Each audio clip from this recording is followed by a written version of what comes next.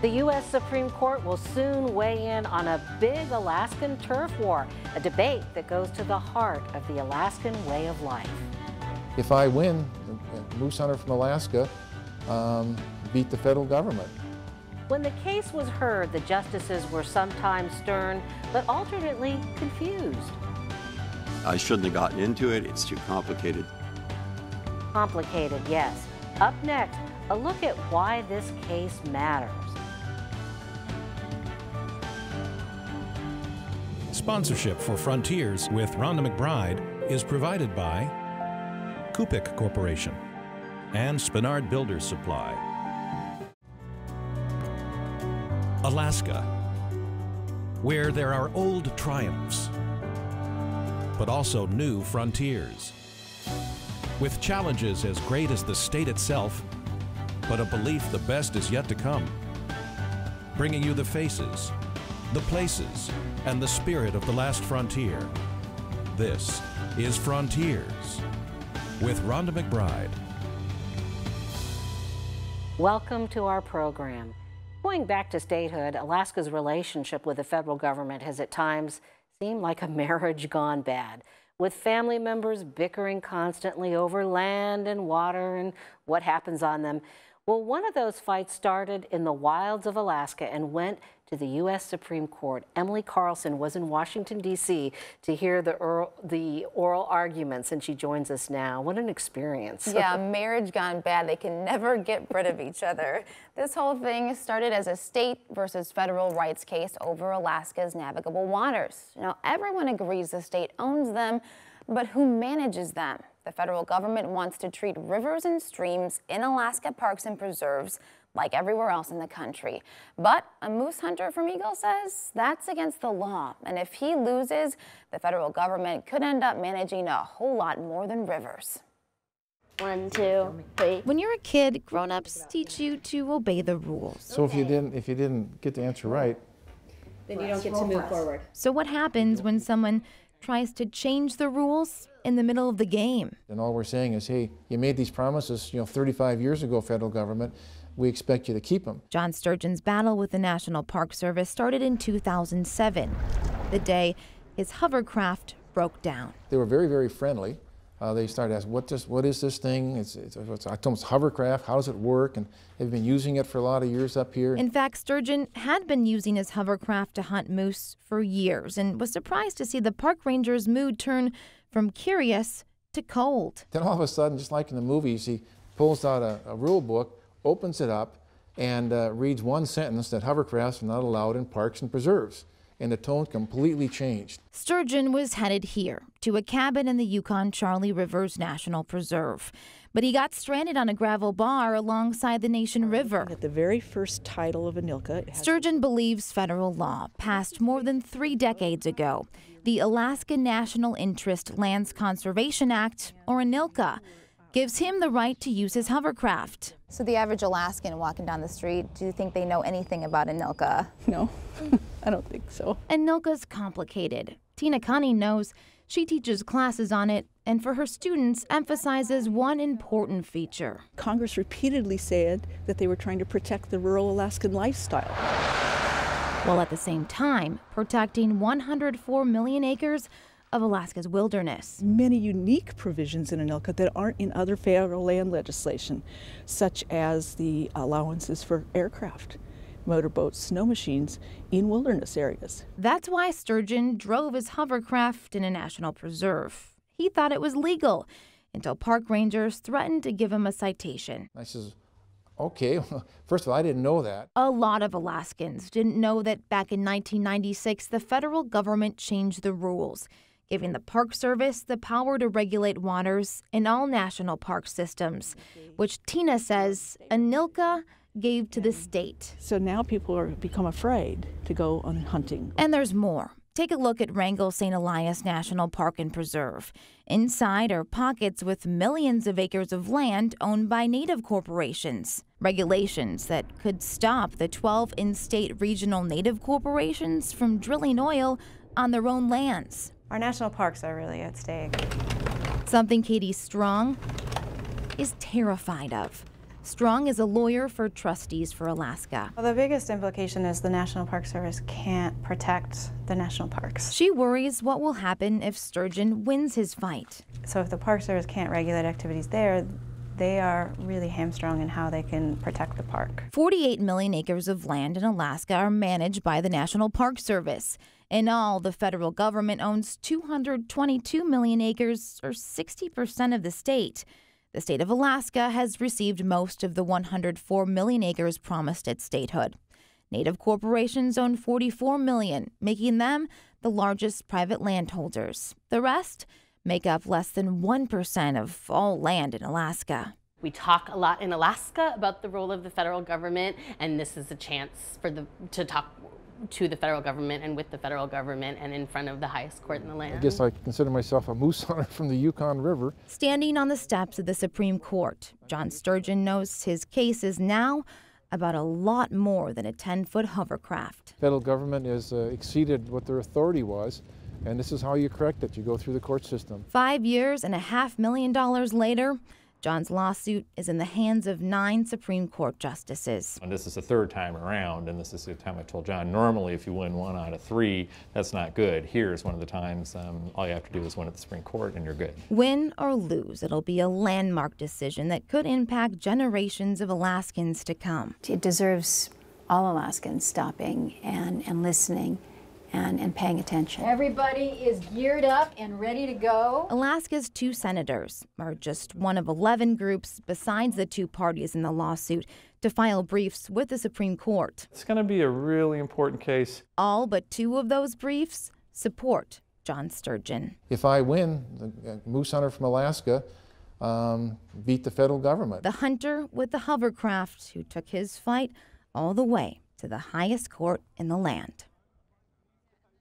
The justices have until June to rule on this case. You know, in the aftermath of a court case, you've got the legal eagles trying to analyze every word, kind of like reading tea leaves. What do you make of all of this? Well, there were no cameras in the courtroom and only about 300 seats. So Alaskans that traveled all the way to D.C., some of them didn't get inside to hear the case, but I did. And what I heard is history in the making. And don't worry if you're still confused about the issue. One of the brightest legal minds in the country was so confused, he threw up his hands in the air in frustration. We'll hear argument next in Case 14-1209, Sturgeon versus Frost. Mr. Findley?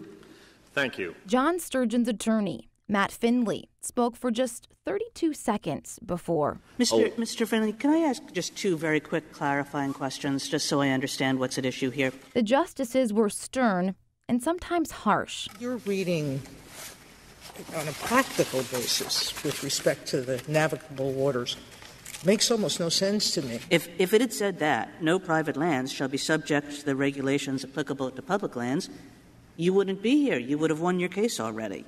But it doesn't say that. But one of the justices had trouble digesting the case. I just thought this case is too complicated to ask anything, but you've tempted me. Justice Breyer appeared confused twice. I shouldn't have gotten into it. It's too complicated. Skip the question.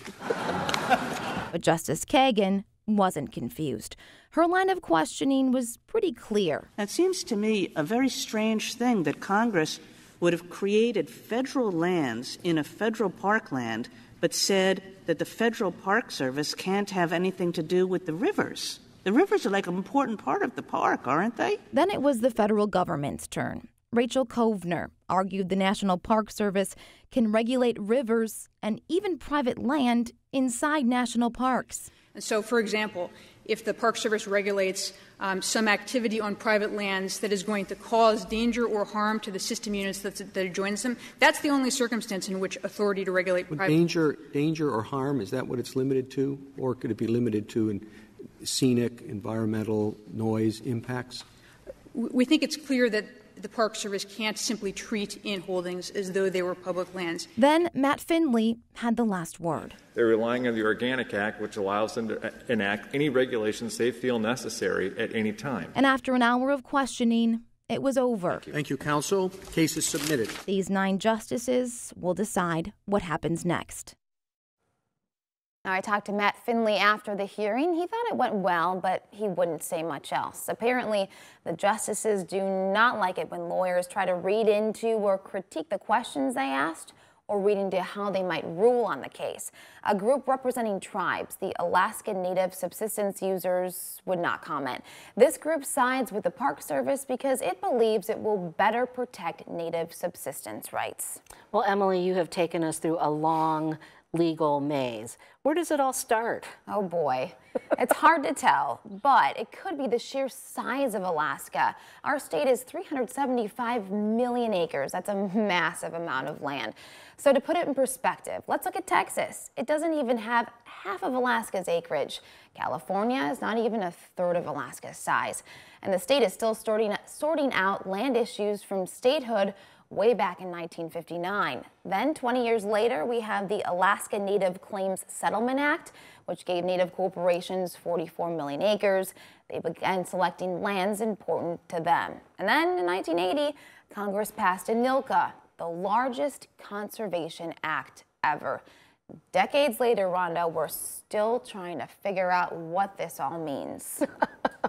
Well, you know, I think at least you gave us enough background to understand what set the stage for this Supreme Court showdown. It's complicated, to say the least. Thanks, Emily. Well, as they say, past is prologue to the present. UAA professor Steve Haycox has written a lot of books about the state's battles with the federal government. Up next, his take on why the Sturgeon case matters.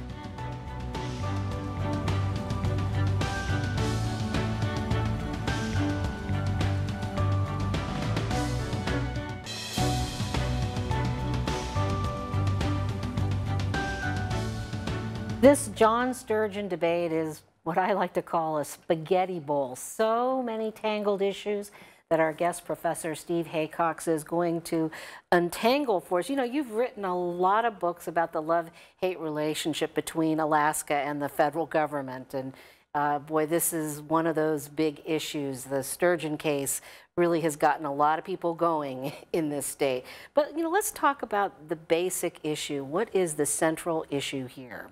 It seems to me the central issue is that the Park Service was given in its original Organic Act back in 1925 the authority to override state sovereignty inside federal park units in certain circumstances. Is this one of those? So let's talk about navigable waterways. How does that work out between the states and the feds? Well, in the organic legislation, again, for most federal conservation agencies, including the Park Service, navigable waters inside federal land are designated as state lands, and the state has jurisdiction and authority over that. And Mr. Sturgeon is relying upon that, and that's an ancient doctrine. Well, 1925 is ancient, but there are exceptions, and there are exceptions granted in the organic legislation, that 1925 legislation, and also in ANILCA. So very quickly, for people that don't know what organic legislation is, can you define it for us? That's the original legislation creating the agency.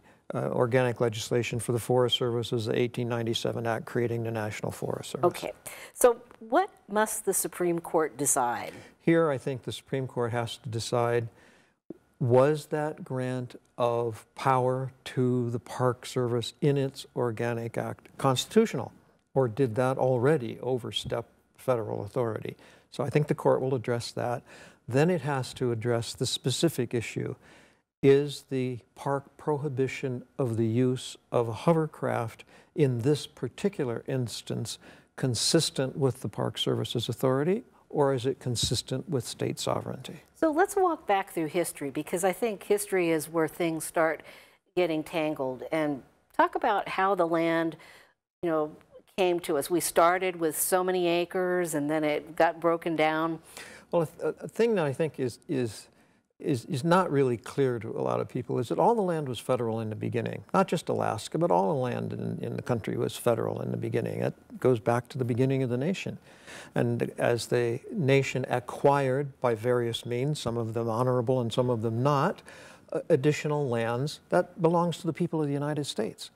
And Alaska, when it was purchased from Russia, belong to the people of the United States, and the Congress is their agent. It acts on their behalf. But then we have 1959, we become a state, so we get land there. Already before statehood, the federal government had said, we want some of this land of ours in Alaska to be used for very specific purposes, a national forest or a national park or a national fish and wildlife refuge.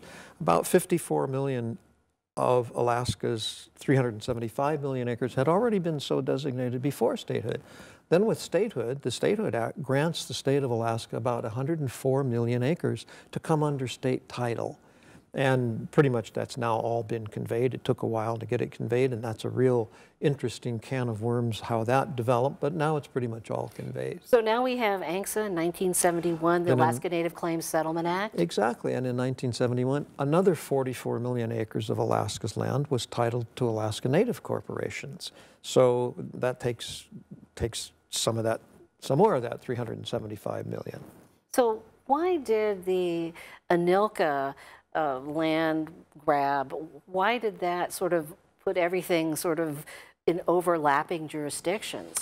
Well, the Congress struggled for a long, long time on what to do with Alaska. And by the 1970s, it became clear that the federal government was going to want to designate a bunch more land as federal conservation units, national parks, forests, fish and wildlife refuges, and the like. But the Congress also wanted Alaska to be able to support itself economically. The big question about statehood was, can this state really afford what it costs to be a state?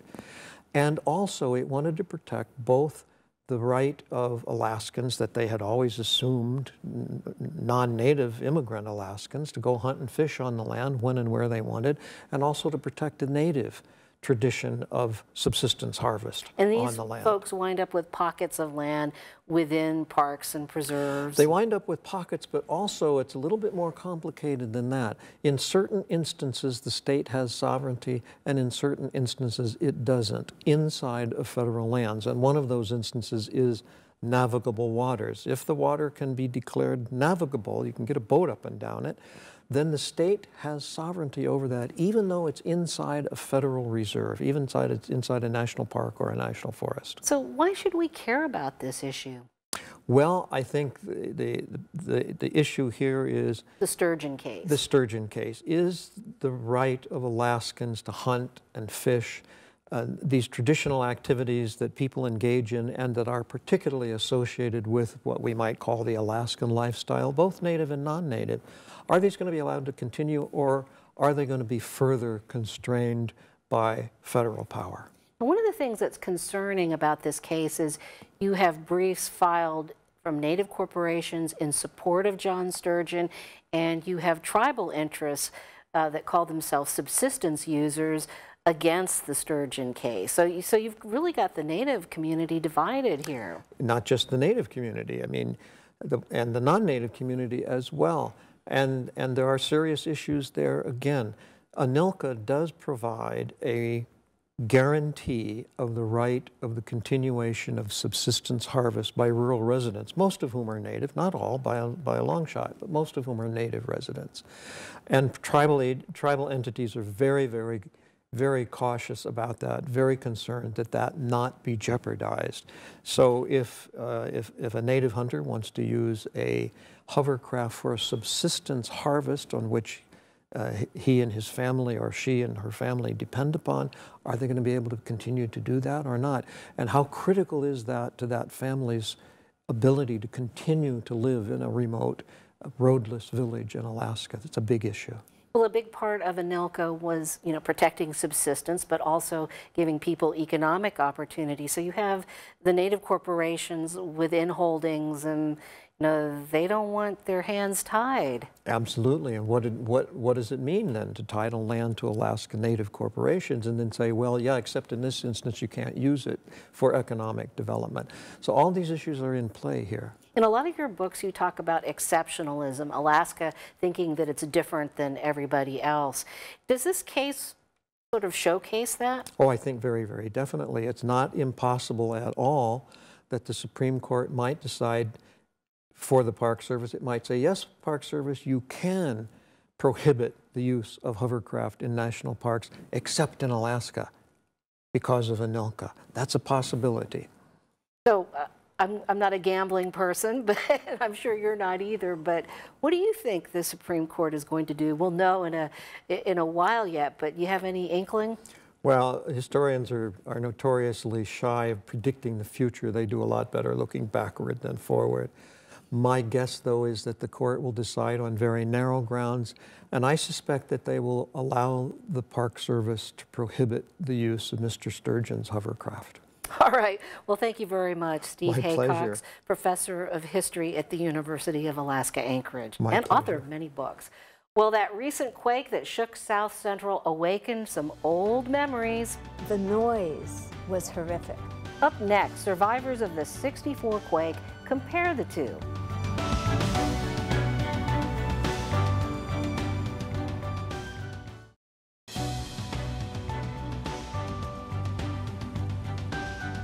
All this week, just about everyone in South Central Alaska has been talking about last Sunday's earthquake, which shook most people out of their sleep. But it also stirred some old memories of the 1964 quake. KTVA's Eric Rubel had the chance to sit down with some of those who survived the big one.